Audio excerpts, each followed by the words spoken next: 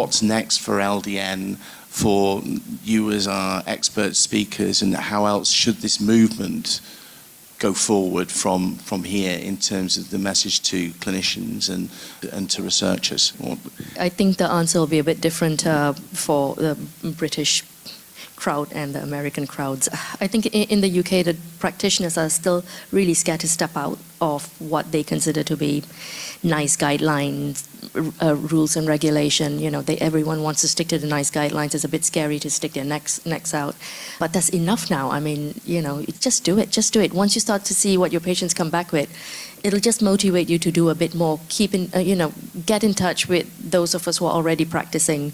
I would say this is the message to practitioners. For the patients who are watching, there has been a shift in the UK, and it's been super interesting because not that many people knew about it. We have had more inquiries than ever. The interest is going up.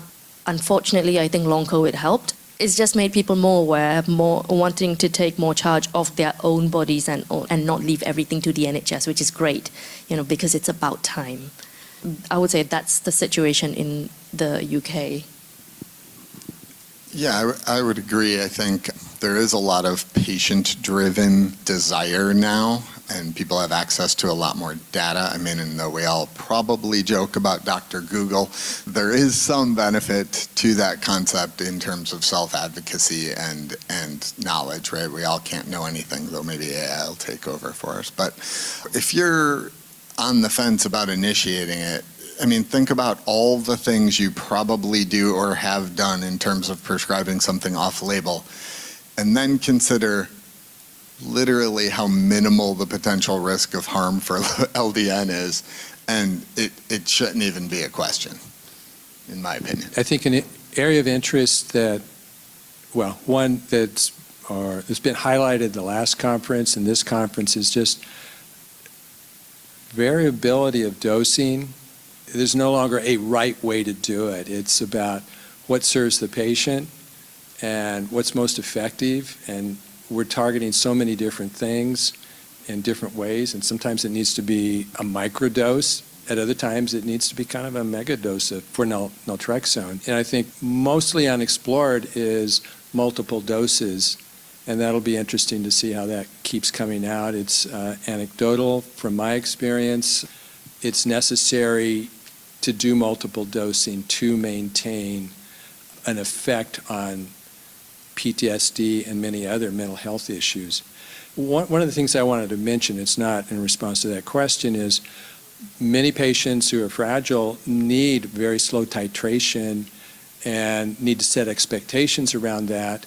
And what I run into treating PTSD and others is prescribers, since I don't prescribe, are used to that very slow titration, and they string it out over weeks and weeks and months. And that doesn't work with PTSD population that is otherwise relatively healthy, because they need it now, and most of them will titrate up within 2 weeks or less. It's going to be discouraging if they don't titrate up quickly. And my instructions or suggestions are that you start at half the target dose. If you're sensitive to medication, start less than that. If you have other complications, start less. But if you don't have side effects, titrate it up. And that's about patient having control over, you know, how they do their medications and take it up. And if you get too high, you take it down if you have side effects.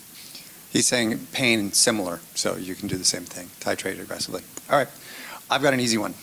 Anyone got one of these? Can you live your life without it? Does it do it? Can you? Yes. Really? You need to travel somewhere. Can't even get onto a plane without a phone.